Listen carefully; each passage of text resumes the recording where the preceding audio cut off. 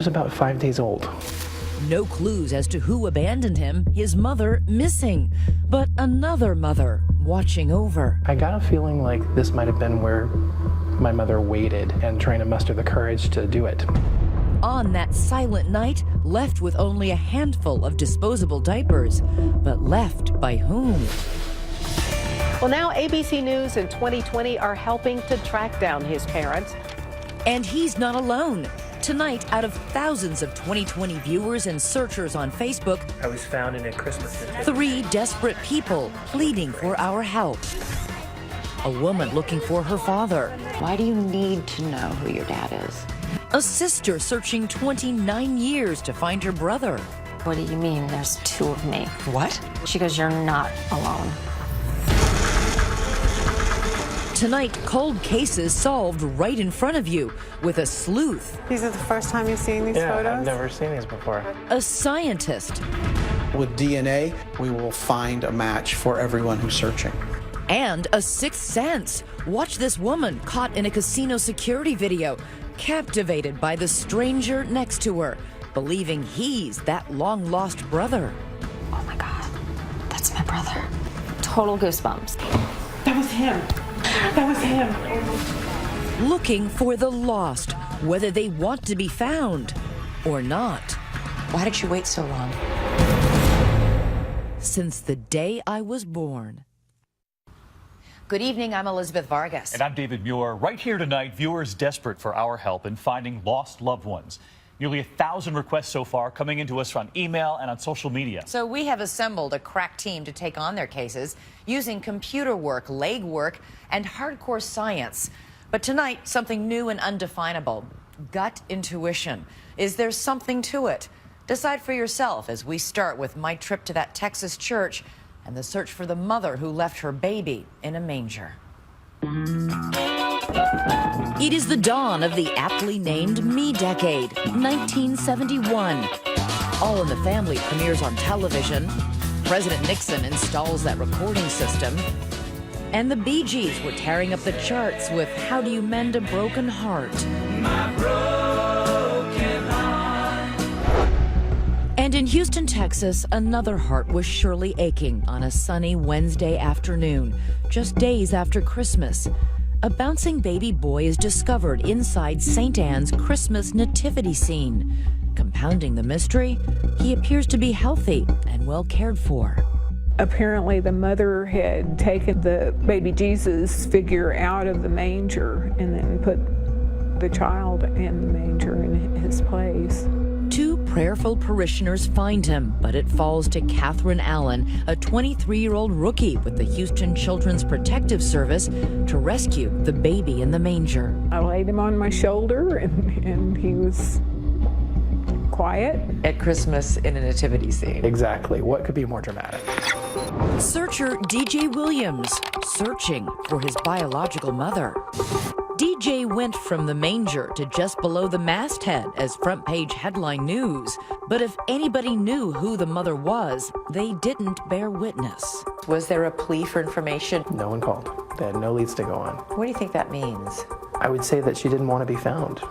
DJ would eventually be adopted and grow up in a rural Houston suburb with a loving mother, father, and older brother.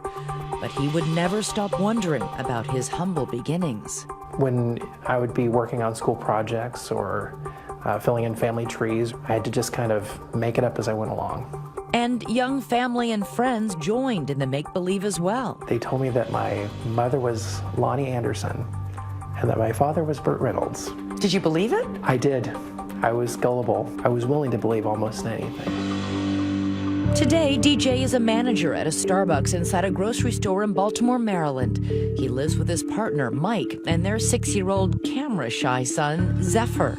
They were home watching television last year when they believed their prayers were answered. How'd you hear of Pam? We had seen her on the 2020 episode with Phone Booth Baby. So it was on this corner, 88th in Columbus. This is the phone booth. It was the episode about Louise Jones, the woman abandoned as a baby in a New York City phone booth, with investigative genealogist Pam Slayton on the hunt for the missing mom. Good to see you. He felt connected to me and said to his partner, that's the girl that's going to help me.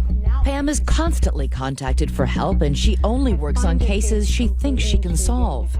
My stacks are kind of broken up by current, not feeling it, driving me crazy. Pam agreed to take the case. What we did do is have him submit DNA. Oh God, look at his desk. But DJ's case wasn't the only one confounding and cluttering the home office in Pam's South Jersey house. Me, an umbrella, high heels, and the stairs. Let's see what happens.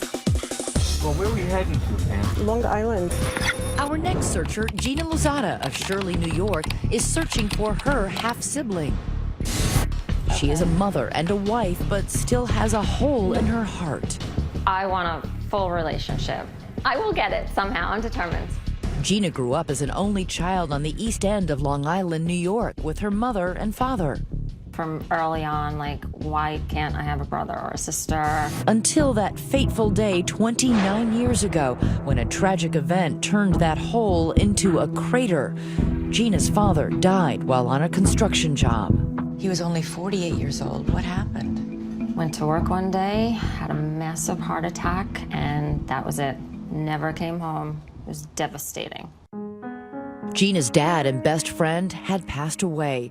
She was inconsolable. Even her mother could not comfort her. I can't believe I have to go through this alone. You know, if I had a brother or a sister, we could kind of deal with it together, but this And then a bombshell. And she was like, I have to tell you something. She's like, there's two of you. What? She goes, you're not alone. It turns out Gina's father had a child with another woman before he married Gina's mom. But when the young woman's father found out, he banished the unwed 20-year-olds and forbade them from ever seeing each other again. So what did he know about that baby? My dad thought it was a boy, apparently. And later on, you know, I guess my mother heard that her first child was a girl. So for about 15 years, I searched for a girl. And she said, you know, I don't know if I have a brother or a sister. I'm not really sure what name this person was born under, and I'm not really sure where. And I was like, you know, I'd love to help you. That's 0 to go on. Hey, honey. Perhaps more promising is Pam's third case, which brings us to Philadelphia. Not Pennsylvania, Philadelphia, Mississippi, home to Brandy's Blues and mouth-watering barbecue. Wow, that is beautiful. We ain't in New Jersey no more. Meet the searcher in case number 3. Amanda Holderness, who is searching for her dad, her biological father that she has never known. Where am I? Hi, honey. How are you? I've always wanted to be a daddy's girl. Amanda's mother told her she was not married when she got pregnant, and when she told the man, he left. The absence really hit home in one of the most important moments of Amanda's life, her wedding day. I've always seen, ladies walk down the aisle with their father, and I never got it. Amanda finally confronts her mother, and she finally tells her the name of the man she thinks is her father. Amanda gives that information to Pam Slayton. All I did was give her 5 things about where he was from, where he lived, when they met, how old he was when they met. She called me, she said, guess what? I said, what? She said, I found him. I said, I started crying. I said, are you serious? It happened so quickly, it was almost too good to be true. Coming up, Amanda and the test standing between her and the reunion she's dreamed about. When the lady called me from the DNA place, she said, I got the results, and I said, well, where are they? Plus, what clues will be unearthed in this University of Houston basement? These are the first time you've seen these photos? Yeah, I've never seen these before. That's incredible. Will they help crack the curious case of the mystery of the Manger baby? You haven't watched Good Morning Houston lately. You've missed. Somebody's keeping a big secret in the heart of Texas. A newborn baby abandoned in a manger. Surely someone knows something. So we turned to our station KTRK, Houston's news leader.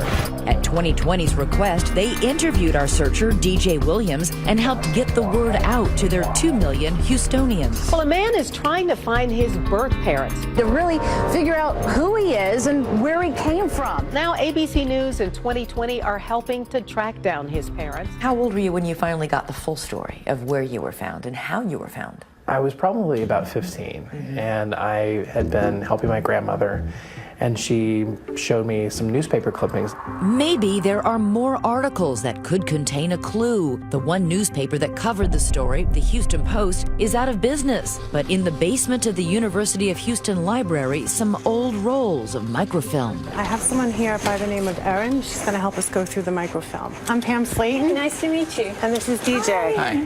So you haven't seen the articles? Never have. All I had was just a little yellowed clipping. But it definitely was front page news. 29th. All right, so there it is. It didn't reveal much, so we tracked the reporter of those old articles to hopefully shed some light. Gary Taylor. Gary Taylor was a cub reporter on the evening crime beat back in 1971. You were discovered about 5 p.m. on a Wednesday. Okay. On Friday, one of our photographers came over to wherever you were and took this set of photos of you. Looks like I'm yawning. These are the first time you've seen these Yeah, photos? I've never seen these before. That's incredible. That is amazing. Sweet. Next stop, we take DJ to see Bennett Greenspan, the CEO of Family Tree DNA. So let's go and let's look at your DNA. And if you look right here, you have one match. In what seems to be an early breakthrough, some of DJ's DNA is matching up with someone else in the database. It doesn't get a lot better than that. Pretty incredible, huh? Wow. But who is it?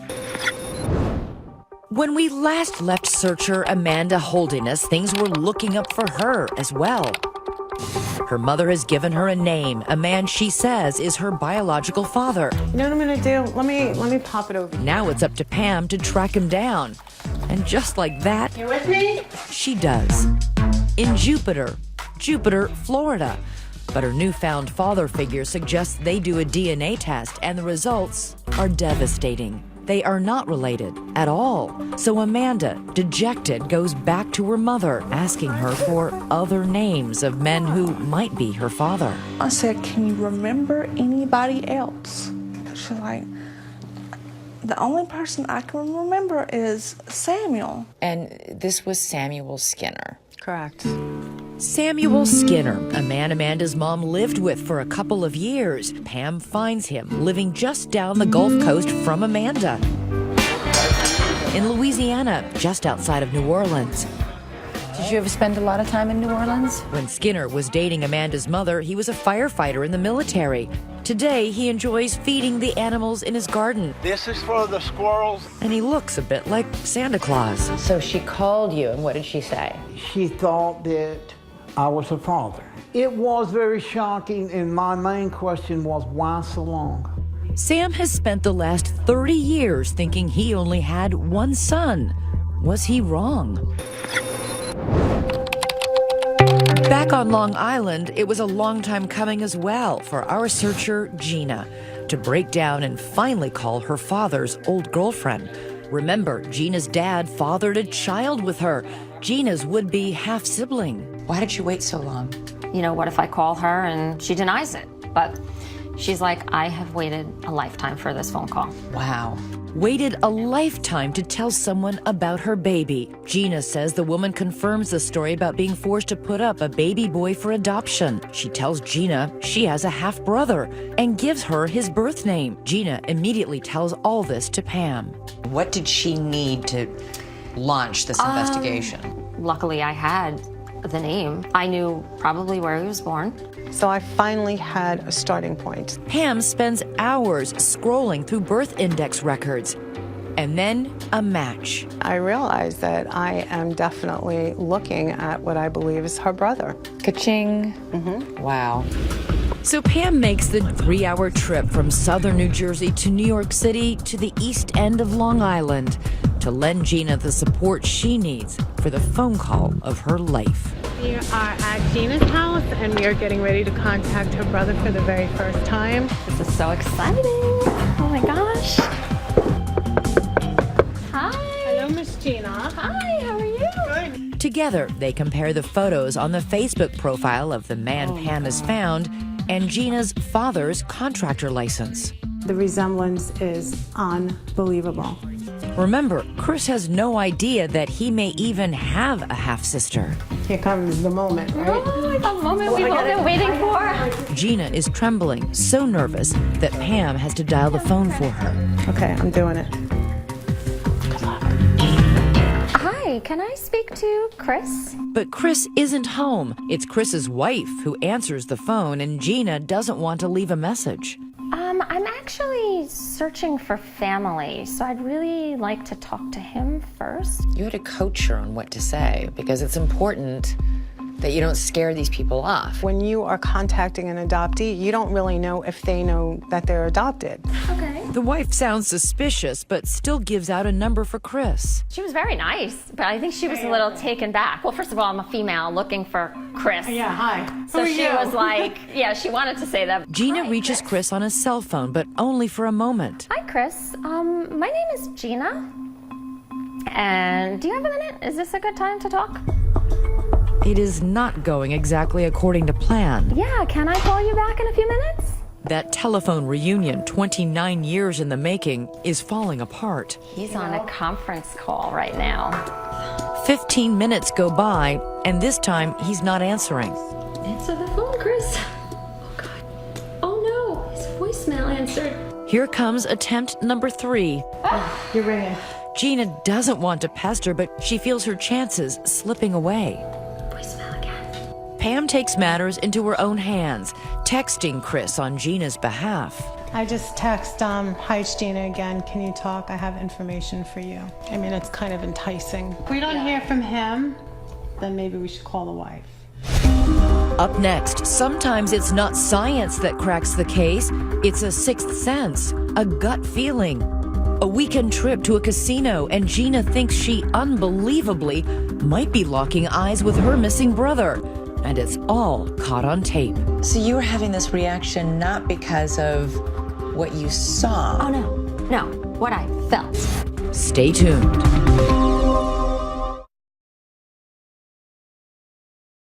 Okay, I'm just checking. Looks like it's working. The video diary of people finder Pam Slayton. Hello? S like Sam. She's come to the trickiest part of the search. Pam, correct. These phone calls are nerve-wracking. Hitting the phone harder than a telemarketer. I'm not calling to sell you anything. I'm just wondering if you could help me. DNA and databases are all well and good, but in the end, it always comes down to persuading people to spill their family secrets to a total stranger on the telephone. I have a client who's born in December of '71. Pam makes a house call to client Gina Lozada on Long Island, New York. Hello, Miss Gina. Who is about to make her own life-changing call. After 29 years of searching, Gina feels achingly close to making contact with her half-brother. He picked up briefly before, but now, nothing. Gina is starting to wonder if this simply wasn't meant to be. In fact, it's not the first time she believes she has barely missed connecting with her brother. Just days earlier, Gina had a close encounter at, of all places, a casino. You and your husband decide to go gambling. Yeah, we love Atlantic City. Take a look at the surveillance footage 2020 has obtained from the Golden Nugget Casino. You see Gina and her husband suddenly come to a dead stop. Gina says she is seized by the strangest feeling. You see her gesturing to her husband. She feels drawn to someone at the roulette table. There's Gina, and see the gambler in the hat right there not 2 feet away? A total stranger. But as the roulette ball bounces around, Gina feels like her number just hit. Oh my God, that's my brother. What are the odds? Total goosebumps. I can see them my on your whole arm. body just like, this is what happened. So you were having this reaction not because of what you saw. Oh, no, what I felt. What do you think that was? I don't know what I believe in, but that was something from above. But if it was him, Gina blows a chance to meet her big brother. She just can't work up the courage. You want to yell at the screen as she turns and walks away. Days later, between those attempts to get Chris on the phone, Gina questions his wife. Let me ask you a question. Was he just in the Golden Nugget on Sunday? That was him. That was him.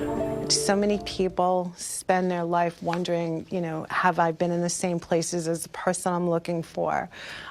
Is that the person I'm looking for across the room? They look like me. Sometimes they are. Exactly. Sometimes they're right there. Exactly. From Gina's casino encounter to rural Mississippi, where Pam is just in time for a party at Amanda's house. This is the birthday boy. Amanda's son is turning 8. Wow, look at this cake. He may be wishing his mother's dream of finding her birth father is about to finally come true. Pam and Amanda and her husband Mac go to Louisiana to meet a second man Amanda's mother has identified as a possible father. His name is Sam Skinner. I just really hope, my journey ends here. When you met Samuel for the first time, what was that like? He couldn't keep his eyes. He kept on doing this, and I was like, "Why are you staring at me like that?" He's like, "Girl, you are a spitting image of your mama." At their meeting and with many phone calls that follow, Amanda and Sam begin to bond. But just to be sure, Sam agrees to take the final step to prove he's really Amanda's long-lost dad. A DNA test. While the results are still out, I went to visit Sam. You hope you are her biological dad? Well, yes. Who wouldn't, want a 30-year-old daughter you're just not going to talk back to you no more and come around wanting money and already have grandkids I can spoil and send them home to them when I get, who wouldn't want that? We were a little surprised to hear that Sam says he's willing to be a father to Amanda no matter what the DNA results are. But he insists that Amanda stop searching. I think we would have to make some kind of arrangement. Don't look for your other father then, no more. Don't look anymore. You give me your love, I'll give you mine. But will Amanda ever agree to that? Depending on the DNA results, she may not have to. Meanwhile, there are some exciting new DNA results for the man we affectionately call Manger Baby, DJ Williams. There were 2 people who came up matching his DNA very closely. So the question then became, are these 2 people related? 2 DNA matches, a man and a woman. And that's when, once again, Pam strikes gold. She figures out the man is DJ's uncle, and that woman, she is DJ's half-sister. Wow. And it was just like Christmas. That for me was Christmas. That was mind-blowing that it was such a direct DNA hit. Pam calls her. Her name is Rose, and it turns out she's been on a search of her own. Pam asks her why. And she said, it's really funny. She said, I just feel like there's something out there. What does that mean? I just feel like something's not right in my family, like I'm missing someone from my family. Rose has another revelation about the baby left at St. Anne's Church. I said, could you tell me what church your family attended? She said, well, I know that my mom attended St. Anne's. St. Anne's? Yeah, St. Anne's, which was... The church where DJ was left. So that was like, wow, that was the big one. Pam Slayton drives to Baltimore, where DJ lives now, to deliver the stunning news that she has found his half-sister and birth mother. What we found out is that person that matched you is your uncle and your half-sister, because we were able to determine who your birth mother is.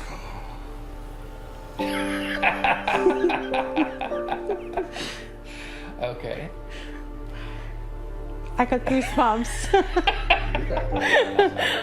This is nervous laughter, by the way. Are you shocked?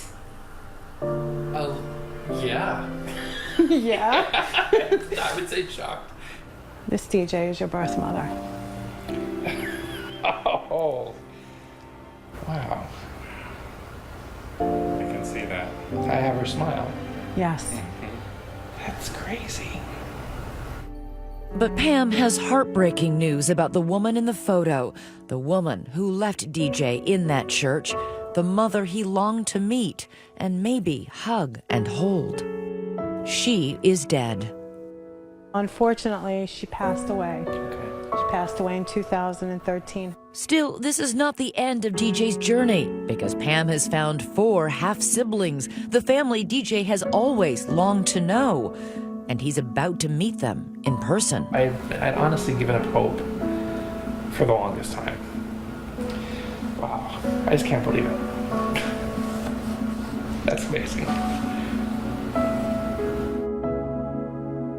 When our search continues, a reunion as big as Texas. But can DJ's newfound family handle the secret of what their mother did? Damn it, Mom! Really? And Amanda gets the results of Sam's DNA test. Both of you took a DNA test, right? Yes, we did. And you have the results? I do. Okay, let's see them. Stay with us.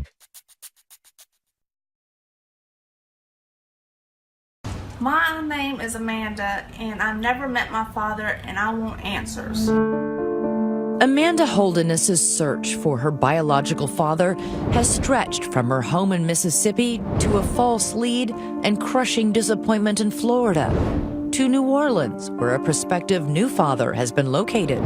And now her search brings her to New Jersey and the home of investigative genealogist Pam Slayton.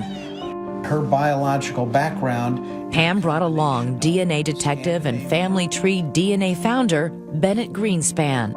Amanda and her possible father, Sam Skinner, had both submitted samples for DNA testing. And so both of you took a DNA test, right? Yes, we did. And you have the results? I do. Okay, let's see them. This is the second moment of truth for Amanda, already let down by one other would-be father, excluded by DNA. Now, the results of the second man, Sam Skinner, with whom she and Pam have bonded. I instantly liked him, and I loved seeing Samuel and Amanda together because there appeared to be like an instant connection, and the two of them just, it was like they knew each other their whole lives. Amanda, her husband Mac, and their children have already made room in their hearts for the man she can't wait to start calling Dad. And Sam is ready to answer to that name. He's already making plans, you know, for your kids. But can a lifetime of hopes and dreams survive the science? The DNA results are in. The part of my job that I hate, and I know you've been down on a long, long road, he is not your birth father. It's coming up negative. Really? I'm sorry. You all right?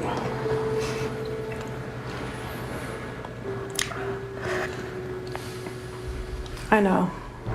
You've been down a long, tough road. Okay. When the test came in, no match. That had to be one of the most difficult things I had to do, was to know that it wasn't a match, and to have this girl who was so excited to finally put this behind her and to give her this devastating news that it wasn't a match was not an easy job to do. Now Amanda has to share the bad news with the man who was almost her father. Hello? Hey, Samuel? Yeah, this Amanda? Yeah, this is Amanda. What's going on? Well, they told me what the results are with the DNA. Okay.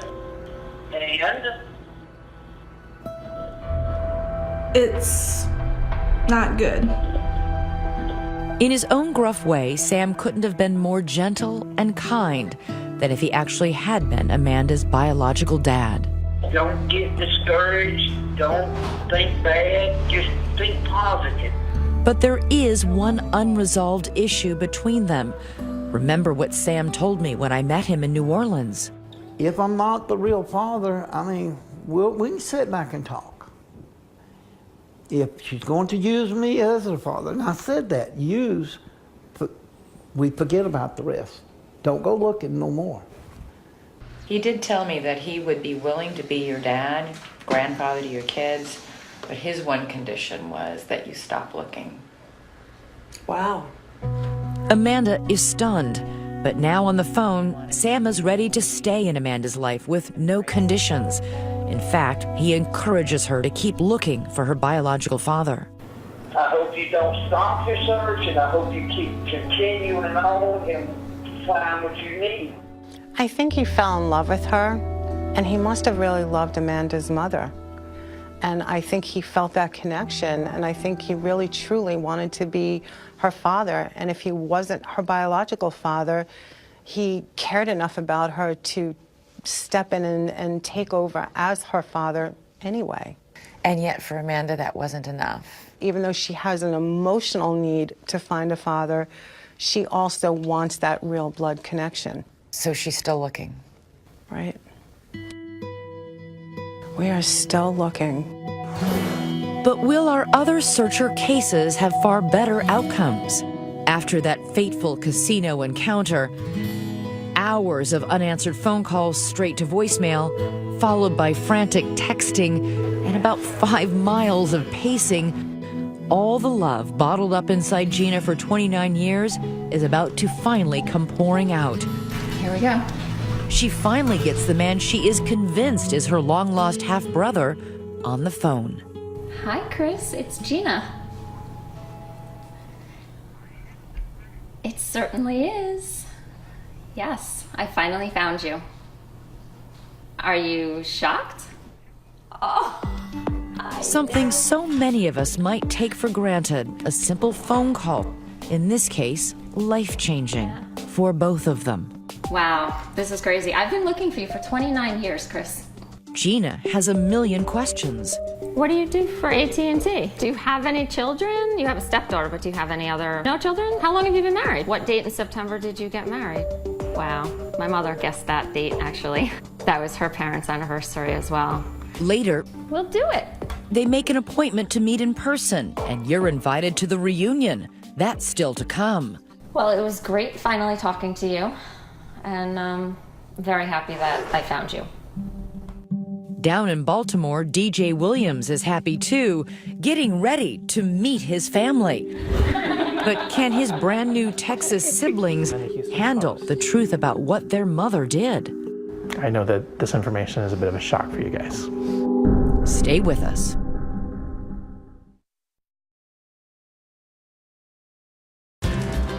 A lucky summer day in Atlantic City, New Jersey. After 29 years of searching, Gina Lozada is heading back to the Golden Nugget Casino to collect a jackpot. Gina had spotted this man, Chris DePaolo, who she is sure is her half-brother.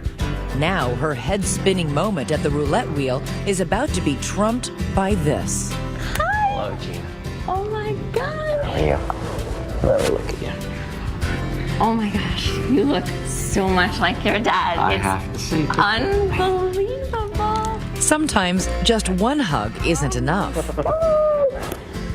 Chris and Gina returned to that same roulette table at the Golden Nugget, where she had that jolt of intuition about the gambler in the hat.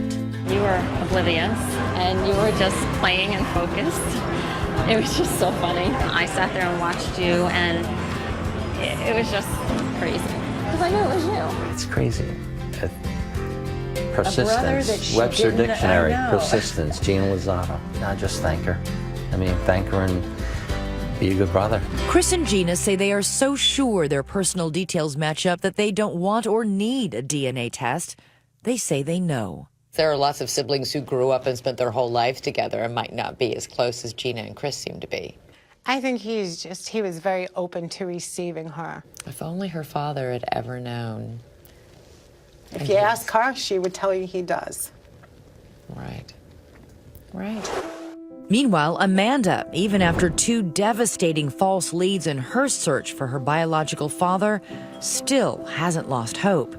She gets a pep talk from Pam Slayton and our DNA detective, Bennett Greenspan. I brought Bennett here because it was important for me that you remain hopeful and optimistic. I know this is painful news, but you have a lot to be hopeful for. Thousands and thousands of people are testing every month, and they're adding their samples to the database. I think it's only a matter of time. I feel like I've been on this journey with you. I have been, and I will remain committed to you and getting to the bottom of this. I promise you. And in Houston, the biggest reunion of all. DJ Williams, also known as Manger Baby, is all set to meet for the first time in his life blood relatives, 3 half-sisters and a half-brother. And here they come, marching down the sidewalk and right into DJ's life.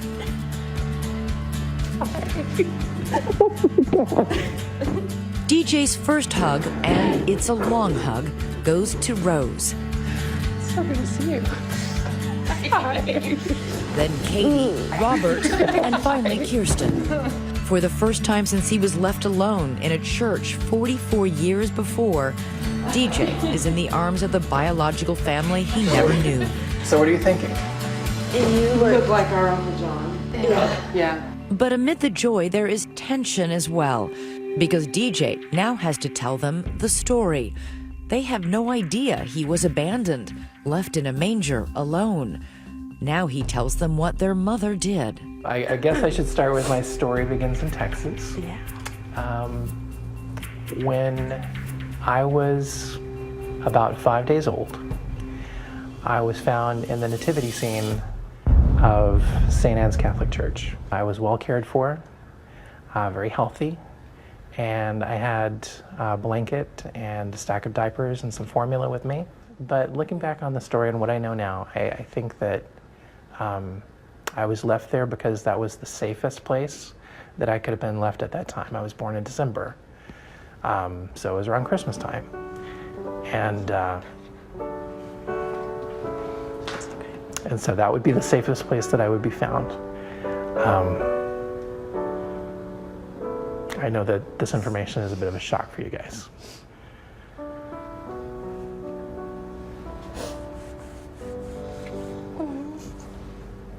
This is the article that ran in the Houston Post.